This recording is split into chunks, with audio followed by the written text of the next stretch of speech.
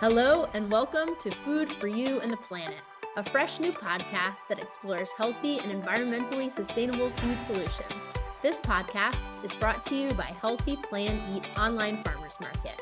I'm Dr. Rosemary Ostfeld, and I'm your host. Together, we'll hear from leaders in environmental science, agriculture, medicine, nutrition, entrepreneurship, and more.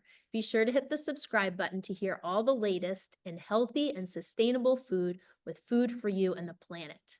Today's episode features Patrick Holden, CBE, founder and CEO of the Sustainable Food Trust. Patrick Holden is the founder and CEO of the Sustainable Food Trust, whose mission is to work internationally to accelerate the transition towards more sustainable food and farming systems. Between 1995 and 2010, he was director of the Soil Association, the UK organic advocacy and certification organization, where he played a leading role in developing the organic standards and market. He currently leads a task force on measuring land use sustainability for the Sustainable Markets Initiative, established by the then Prince of Wales in 2020. Patrick trained in biodynamic farming at Emerson College and has farmed for over 50 years on a 300-acre mixed organic dairy holding, now the longest established organic dairy farm in Wales, producing a raw milk cheddar from the milk of 85 Ayrshire cows. He received a CBE for service to organic farming in 2005 and is patron of the UK Biodynamic Agriculture Association. He became an Ashoka Fellow in 2016 and was awarded an honorary doctorate for his international work in sustainable agriculture by the University of Wales, Trinity, St. David in 2022. Thank you so much for being on the podcast today, Patrick. It's a great pleasure. So could you tell me, what is the Sustainable Food Trust and what type of work does it do? Well, I mean, you've just summarized it in your intro, but I guess what I think everybody would agree is that if we are going to address the threats of climate change and the destruction of our natural capital and biodiversity and restore the planet to good health, and particularly the people that live on the planet to good health, we need a fundamental change in our food and farming systems. And that change is not happening anywhere near fast enough. And so I guess what we're trying to do is to play our part with lots of others in unblocking some of the barriers to that transition. And we've identified the ones that we've been working on anyway as partly finance. It doesn't pay as well if you're farming in a regenerative or organic way as if you farm in an extractive way.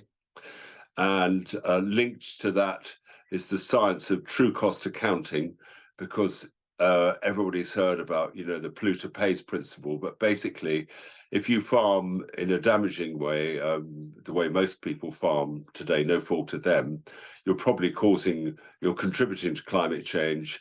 You're quite likely polluting water. You're destroying biodiversity with chemicals, and you're producing food of a very low quality, which is damaging public health.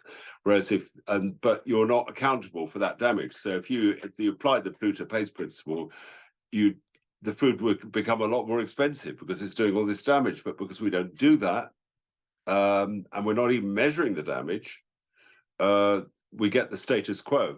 So we worked for some years on true cost accounting, which is to try to understand that. Then we realized in order to do true cost accounting properly, you had to measure, as I just said, using the same framework. So in New England, the framework of measurement that you're using in New England ought to be the same one that we're using, obviously, because then we can have a discussion. And so we've been working on a project called the Global Farm Metric, which is trying to develop a harmonized framework for measuring land use sustainability. So that's the second thing we're doing on the sort of enabling bit. And we're also trying to influence policy as best we can. But the third thing we do, because I'm working quite a lot on trying to influence change, but we think the biggest influence is going to be informed public opinion. So we think the education of the public is the greatest priority at the present time, because nobody knows where their food comes from. If you shop in a supermarket, you can't tell. And we think that we need to help more people who eat food, which is everyone, of course, to connect with the story behind it. And so we've just launched a network of beacon farms. And the idea of beacon farms is that we develop farms all over the world as educational platforms, and people who come to our farms they'd expect three ingredients: good farming practice. We can discuss what that means. Facilities to host visitors, especially in the winter, say a warm, sheltered barn, maybe an upgrade on that, with loos and maybe a kitchen, and then maybe the top grade accommodation as well. So you could have residential retreats and other events, which we've also working for that here. And then if we connect up with all the other farms that are trying to do that all over the world, we could bring about big change, because we need millions of people to have these experiences, not just a few. So those are the three strands of work, really: top down, in the middle, bottom up, influencing leaders, creating the enabling conditions, and mobilizing the power of public opinion. How did you become interested in sustainable food? California.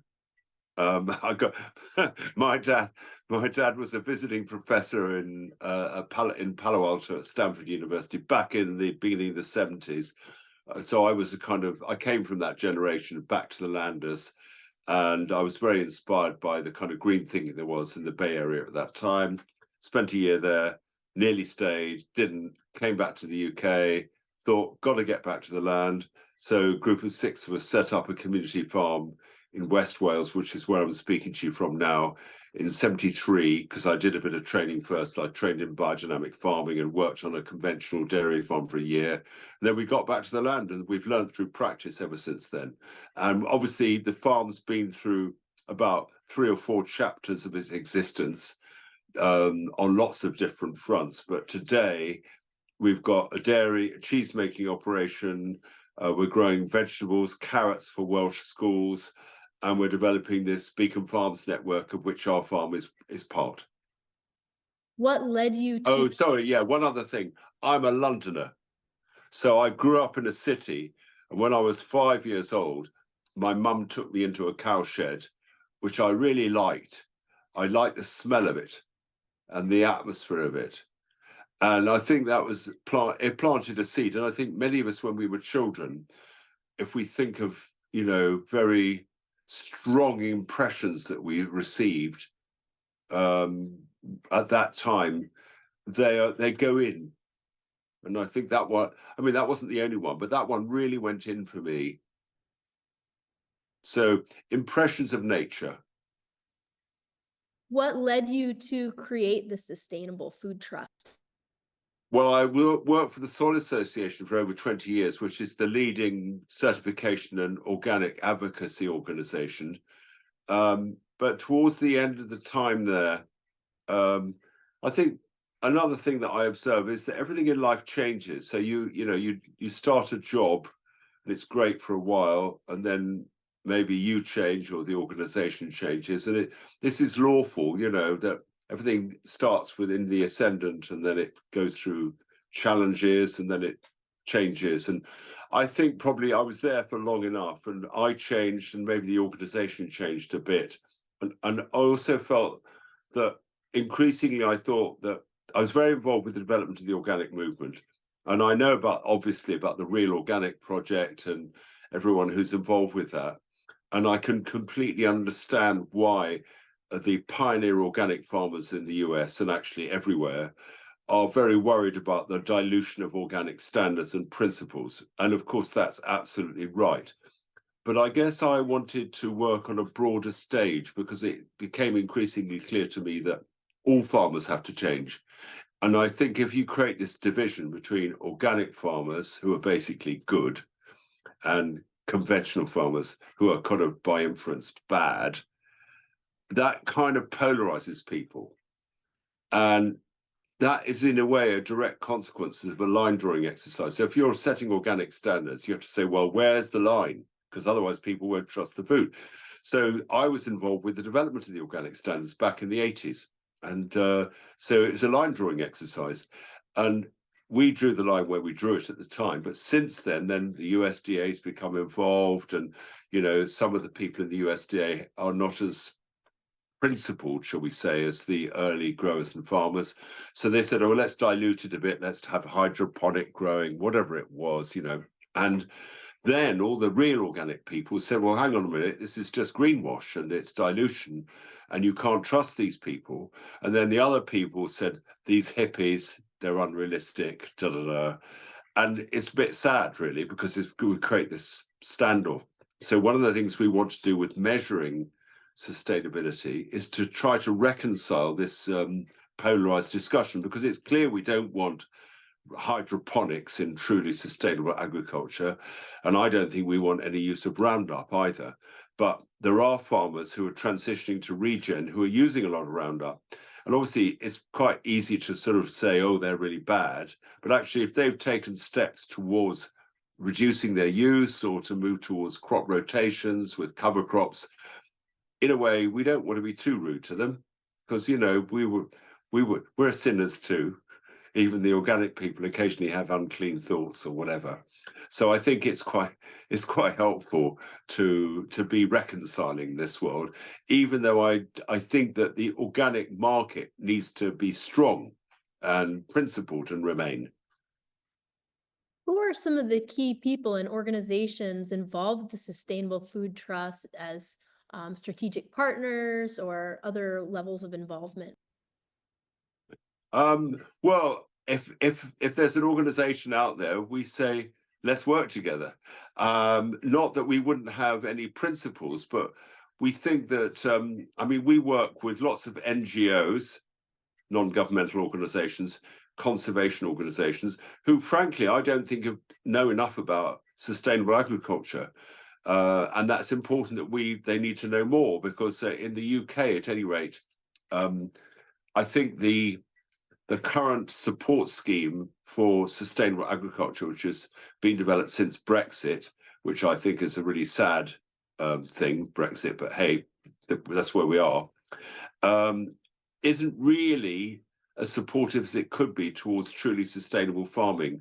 I don't know if you have this debate in the US between land sharing and land sparing. So land sparers say, in order to feed the world and protect nature, let's farm really intensively on the best land, and that will spare more land for wilding, rewilding, and nature. And the other lot, of which I'm a member, say, no, we don't need to do that. We just need to produce all our food in harmony with nature, using organic principles. And then we won't need all this stewardship stuff and rewilding, because actually I'm old enough to remember back in the 50s when farming was in harmony with nature, and there was so much wildlife which coexisted with farming and food production, and that's all gone in the last 50, 60, 70 years. So I think we need to get back to the garden, to quote Joni Mitchell, and farm in harmony with nature. And I think we can do that, but I think a lot of the conservation organizations doubt that. So I think there's an education job to be done on everyone, actually, because a lot of people just don't go on farms these days, or especially farms that are producing good food in harmony with nature in ways which could be scalable.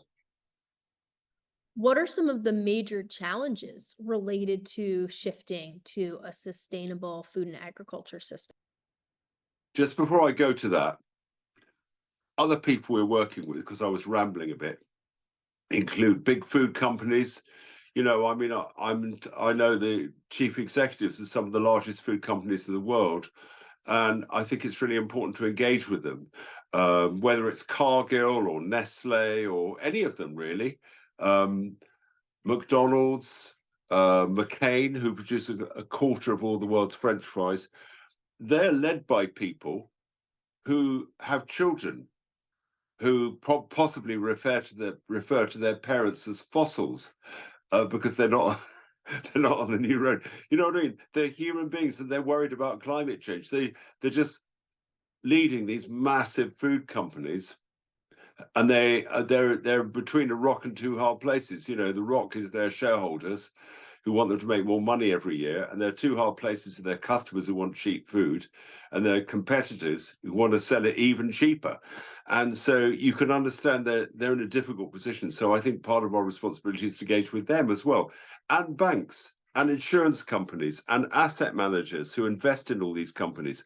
So we're working with a lot of different organizations, and I think that's healthy. So what are the barriers? Well, I mentioned the first one, money. The second one is, you don't know the story behind your food. It's become anonymous. So we need to make sure that everybody has access to food with a story behind it. So that's a communications job, a certification job, a measurement. I've mentioned that already.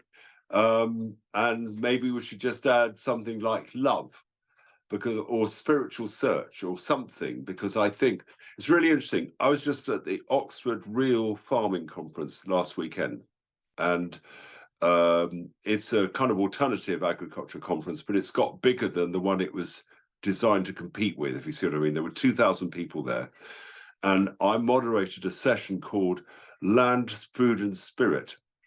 And this was looking at the connection between spiritual search, if you want to call it that, and outer change, and work in the world, work in agriculture. And I referred to the lectures given by Rudolf Steiner in 1924, which was the beginnings of biodynamic agriculture. And basically he said, in response to some German farmers who were recognized that their crops and their livestock were losing their vitality, we need to revitalize our food.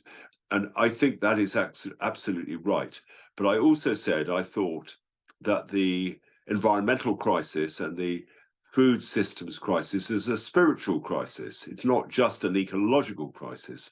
So we need to work on ourselves as well as our work in the daytime on our farms, and our striving should be to produce more vital food, because most of the food that most people eat these days, dare I say this, especially in the US, but it's also pretty bad in the UK, is not of a very high quality. In fact, it's of a really low quality, and it's damaging to public health, physical and mental. I think it's damaging to our spiritual health. And I think it's interesting to include that in our search. And what was fascinating about this session was that it was the most popular session in the whole of the conference, Land, Food and Spirit. It attracted more participants than any other single session, and there were more than 150 of them. The spiritual aspect is very important. And you also mentioned the Sustainable Markets Initiative. So what are some of its key impacts, and how do you do some of this measurement to try to compare different types of farms and their practices? Well, the Sustainable Markets Initiative was set up by the then Prince of Wales, but now King Charles, in Davos, which a lot of people think is, a place where only very rich and influential people go, which is probably true. But I'm going. I'm not rich. Maybe I'm more influential than I used to be, but we're a tiny little upstart, really. But I think people are listening to this stuff, and so also, if you want to kind of be in the same environment as these people, it's kind of a networking place on steroids, if you're into that sort of thing. It's very cold, though, too cold for me. But anyway, I've been going for the last 2 or 3 years, and it was launched at Davos, and the prince, as he was, concluded that only if we involve the world's leading companies at CEO level will we be able to do enough in the time available to avert irreversible climate change, etc. And when he first set it up, I thought, really, what's this about? But now I think I've concluded that he was right, and that it's important to engage with business leaders because they need help. And so that's the Sustainable Markets Initiative, and I'm leading one of the task forces on measurement. And I think one of the exciting projects that's come out of that is financing the agricultural transition. So if you're a farmer who's delivering lots of public goods, like an organic farmer, building soil carbon, improving in-crop biodiversity, employing more people, educating people, then those are all positives. Economists will call them positive externalities, but we're not being paid for them. So if we were paid and we added that to the income we get from the sale of our food, say cheese and carrots in our case, a bit of beef as well, then that income added to the sales of food might be sufficient to make the conventional farmers look over the fence and say, well, this farmer's doing rather better than I am because they're getting this third income stream, new income stream, for those positive public goods. So that's an initiative I've been involved with for the last 2 or 3 years, which is working out how we could do that. So if you imagine you're a farmer, you measure your sustainability impacts using the same framework, as I said earlier, on nature, climate, social outcomes, then it's trusted. Then the carbon credits and offsets market is a bit like the Wild West at the moment. You can't really be sure that it's genuine. Supposing the measurements were accurate, then you could be paid whatever it is, whatever the carbon price is, say £60 a tonne, but it'll change, but the going rate for carbon, if you genuinely were building your carbon by a proper crop rotation, organic farming, etc., and you could then have a carbon stock which is increasing, you could be rewarded for that. I mean, you might want to keep the money in the farm and be paid for what people call insetting, or you might want to offset it, which is like mortgaging, really, in a way, isn't it? You're saying, I'm building carbon, but I'm selling off the carbon. Or you might sell your farm, you might rent your farm. It's the same principle in a way. As long as as long as that carbon that you're producing is valued accurately, then that can help your income. Same with biodiversity, same with education, same with nutrient density. Now, the food companies that buy your food might want to pay a premium, but they pay too much, as we know from the organic market. It marginalizes the amount of sales we can get. So in a way, we want a modest premium because we want the market to work, but we also want the rest of society to contribute towards our income. So we're farming in a genuinely regenerative, organic way. Can you tell me a little bit more about how the global farm metric was developed? Well, it came about because we had a meeting of farmers and landowners about nearly 10 years, about 9 years ago now. We were just comparing our auditing stories, and I don't know how it is in the US exactly, but we have to do a lot of audits a year. We're organic, so we get an audit for the farm and for the cheese making operation. And then we are red tractor, which is like a baseline. If you want to sell food onto a market, you have to get a market entry audit, which is sort of, you're not breaking the law, but you still have to prove it. And then we make cheese, so we have to have a thing called salsa, which is sustainable something or other, which is basically, again, it's market entry. And then the Welsh government give us subsidies, so they check us as well. And we have to pay for a lot of these audits, and none of them really tell me what I want to know, which is whether I've got more carbon on my farm and more biodiversity on my farm, and I'm delivering more social goods, like employing more people, having more visitors doing educational stuff, producing more nutrient-dense food, which is improving public health.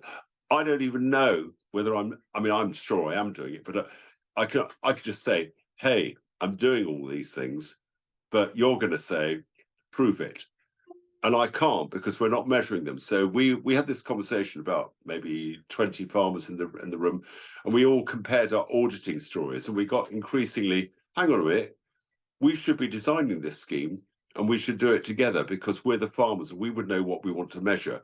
So fast forward to 2025 now, and we've developed a framework which we think has got common metrics, if you like, for measuring climate carbon, for measuring natural capital and biodiversity, and for measuring social impacts, which we think are applicable to every farm in the world. It doesn't matter whether you've got a lot of rain where we are, or God help us all in, Southern California at the moment, or in Africa.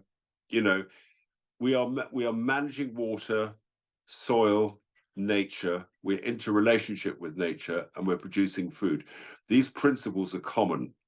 And so we can find a common measurement framework. Of course, it'll vary exactly what we measure. So the biodiversity in Australia is going to be different from the biodiversity in Wales, obviously. But the common bit of it is the bit that matters. So if we have a common language for measuring our sustainability impacts, then we can develop them into a system, as I just described, where we're paid for those positive goods. How does the Sustainable Food Trust work to create an informed body of public opinion to drive change? You've talked about how important it is to have the people everywhere understand Yeah. where food comes from and how to make a sustainable food system. Well, I already mentioned Beacon Farms, farms as educational stages. I think we could get, if we all work together on that, and it would be really lovely to have lots of farms in America that are beacon farms, just part of a network. And it's not command and control so much as, transparency, trust, and collaboration sort of thing. And I think organizations that are already doing this work, of which there are many, could join in with this. And so that's I think there's nothing more powerful than going on a place where your food is grown and having a kind of life-changing experience. I think that will stay with you far more than something you're told in school. It's a seeing is believing thing. And so I think that's one big way. And then, of course, there's social media and films and stuff like that. And also there's podcasts. Hey, we're doing a podcast. And that's important because everybody probably has their own podcast network these days. So that's good. I don't think we need also, I think the power of, if you know something and you're inspired by it, each person becomes a spreader of knowledge. And you can't underestimate, you might be talking to one person with some very, very powerful inspirational idea, and they might be the spreader or the super spreader, whatever, because everything's cellular, I think. We have it within our own bodies and our own understanding of the world, the secret to the knowledge of the universe. In fact, if we could discover it, as it were, in ourselves. And I think that's the same with spreading of powerful ideas. One of the reports that the Sustainable Food Trust created was A Good Life and a Good Death, Relocalizing Farm Animal Slaughter. Why is that topic very important right now in food and farming? It is really important, and sadly enough, on today's, we have a Radio 4, that's public broadcasting, service, BBC Radio 4. This morning on Farming Today, which is a 15-minute program early in the morning, there's a whole feature about the latest abattoir closure. So they are still closing down relentlessly. And if you think about it, you cannot have local meat unless you've got a local abattoir. So by closure, this decimation of our previously large number of abattoirs is making it impossible for sustainable local producers to sell their products. It's really a huge issue. And yet, because of the centralized nature of all our slaughterhouses and meat packing plants, which Eric Schlosser wrote about in Fast Food Nations so brilliantly all those years ago, that book was, I think it was first published in the year 2000. And there it all was, it's just got worse since then. We don't know where our animals were slaughtered, so their provenance is lost. We don't know the story behind. And I look at a lot of young people are giving up eating meat altogether because they don't like industrial livestock, quite rightly. But actually, if they knew the story behind the livestock and they knew it had a good life and a good death, a compassionate death, then they might want to eat it again. So we depend critically on the recreation of the local and regional infrastructure, which would help us source our food better.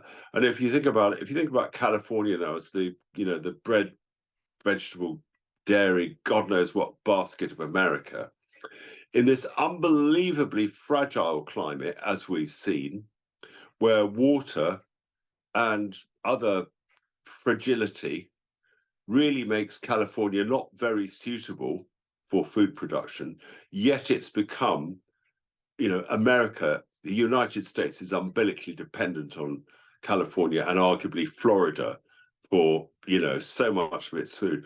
None of those systems, well, I'm not saying there are no sustainable farming systems in California, of course there are, but to do it on the scale it's been done, particularly in the Central Valley, is disastrous. It's an ecological disaster, and you won't even grow good food there. So I think if we're going to, the antidote to the Californication of American food is re-regionalizing. And that is so profound. So even in the Midwest, say, where all the corn is grown in the Corn Belt, those farms are just extractive. And what they really need to do is they need to go back to being mixed farms where their livestock are grown on the farms and fattened on the farms and killed near the farms, which means a complete change. So in order to enable the relocalization of food systems and the transition to mixed farming, which is really what we would call it, farming in harmony with nature, building fertility through a crop rotation, which is, after all, how all the fertility of the Corn Belt was built, with an interaction of grasses and bison. We need all that infrastructure to be put back. And that sounds like such a mammoth proposition, you could hardly even imagine it. And yet I think that's the only way forward. The Sustainable Food Trust also wrote an important report, Feeding Britain from the Ground Up. What are some of the key findings from that report, and why is it important to focus on feeding people either regionally or locally? Well, we really researched and wrote that report to answer a question which we wanted to know, which was, if the whole country, in our case the UK, transitioned to truly sustainable agriculture, how much food could be produced and what would be the implications for our individual diets? And cutting straight to the conclusions, they were that if we ate a little less, but not much less, but ate differently and wasted a lot less, because a lot of our food is wasted, we could maintain our current level of food self-sufficiency in our staple foods, the foods that we should be relying on, from produced by farmers and growers near us, vegetables, dairy products, meat, grain, etc. We would be able to maintain that level of self-sufficiency if we did if we wasted less, ate differently, and ate a tiny bit less on a national level. And I think that's really important. And also what's equally important is what that diet would look like. And everybody thinks, oh, we've got to go to plant-based. And plant-based or plant-forward diets has become all the rage, because everybody says, oh, livestock are terrible because they emit methane, and methane's causing climate change. Well, as you'll probably know from some brilliant leaders in the US who have been doing research on this, if you graze in the right way with holistic grazing, etc., adaptive multi-paddock grazing or mob grazing, whatever word you want to put, and you don't use chemicals, cattle and other ruminant animals can actually be part of the solution. So actually a diet, a truly sustainable diet, as long as you're not ethically opposed to eating meat, could and should have some livestock products, regenerative dairy, mainly grass-fed, same with beef and lamb, and you can have chickens, but when I was young, you used to have chicken once a month if you were lucky, and it's really expensive. But that's how it should be, once again, because actually chicken, because those animals are monogastric, as are hogs, they eat food we could eat. Well, if we just fed them waste food, that would be all right, but we don't. We feed them grain. So it's a big change in diet. But I think where this is relevant to the US is that maybe it's unrealistic to say, well, every state in the US should eat its own food. But I would even say you should, and that sounds like nanny state. But surely food security should be based on the staple foods in the season that you can grow in a particular state or region being sourced from near where you live. And I think that could be applied in the US. And I think it would be very interesting to do either on a state level or even on a regional level, or maybe different states in the Mississippi catchment basin, blah, blah, blah, pick some areas and say, why not feeding, the Midwest from the ground up, or New England or something, just doing some modeling to see what the implications of that would be, because I think we all need to know the answers to these questions. Of course, the thing about the US is you've got such a massive agricultural sector that you are a net exporter, a bit like Ukraine, which is relevant as well. But actually, if you changed your farming systems from industrial to regenerative and sustainable and organic, you need to know what the impact would that be on food output, because there's a lot of people out there who are basically saying, well, you'll never feed the world. They just trot this out as if it was a fact. I don't think it is a fact. What are some of the most memorable moments of your career so far? Oh, I don't know. I mean, I've met some, actually, I'm trying to write a book at the moment. I'm not very disciplined about it, but I have had some extraordinary experiences along the road. I've met a few prime ministers, and I know the king, and I've had lots of meetings with these interesting people in leadership positions, and I just have a fascinating life, because it's about kind of communication and meeting people. But I think for me, the best times I have are on the farm, actually. Producing. I love being in the carrot field this year because we hadn't grown carrots for 18 years. We're now growing them for Welsh schools in 2 counties near us. And it's kind of a full circle experience because we used to grow carrots for supermarkets, as I said, but now we're growing them for local people, local food for local people, local children. And we had a visit from the school, one of the schools that's eating our carrots in September. It's fantastic. They all came into the field. And by the way, I think you have the same thing, but there's an obsessive fear of hygiene, bacteria, it's like a viral disease. It's gone right through our whole culture. And so people are scared of bacteria. And so you have to do all this safeguarding and risk assessment to have a farm visit by children, and even if you produce vegetables, the fields aren't supposed to have seen an animal for the last year before the vegetables are grown. Have you read that book by Joel Salatin called Everything I Want to Do Is Illegal? And it's a bit like that, the health people are so paranoid that they make doing the right thing impossible, which is pretty crazy. And we've been a bit affected by that, but we've somehow managed to get round it. And now we're producing a raw milk cheese and vegetables for local schools. And there's nothing better than that. And there's also nothing better than being on a landscape which has been farmed in a regenerative way for decades, in our case, 50 years, and seeing the beauty of nature. I love that. What do you think are the most important things for society to do to shift towards healthy and environmentally sustainable food systems? Well, I think we've covered a lot of that. Know the story behind your food, take personal action. Don't say they must do something. Start with your own personal action, because collectively we are much more powerful than even the biggest food companies in the world. And I think we should feel good about that. It's a sort of microcosm, macrocosm thing that if you think of your own personal health, really it depends on the health of each individual cell of your body. And in terms of the food system, the farms are the cells and we are the cells. So if we make ourselves and the farms that supply the food that we eat healthy again, then the food system will become healthy. And weirdly enough, obviously, I'm not delving into politics here, but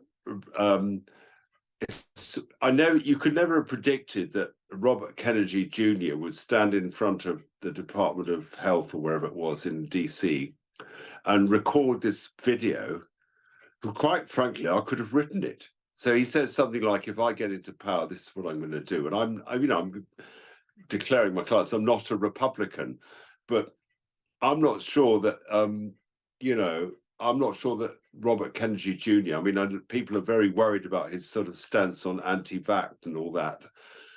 And I'm actually more with him than against him on that. I think we live in a world now where nearly all the animals and the livestock products we eat have been insurance vaccinated against diseases they'll probably not get, but if they did get, they'd otherwise die. And it's a bit the same with children, but it's particularly bad with animals. So I think he's an interesting man. And maybe that will be one of the clouds, the silver lining in the clouds, as it were, as we face a rather uncertain future under Trump. Do you have anything else you would like to add? Only that we're all connected, that I think we have an obligation to work with each other. I was very, very influenced by my year in California back in the early 70s. We are working in the US. We have a 501c3, the Sustainable Food Alliance. We care about we're brothers and sisters on the land, and we think that our movement is a common movement. It crosses national boundaries. Thank you so much for this fantastic interview and for being on the podcast today, Patrick. Really appreciate it. Thank you. It's a pleasure.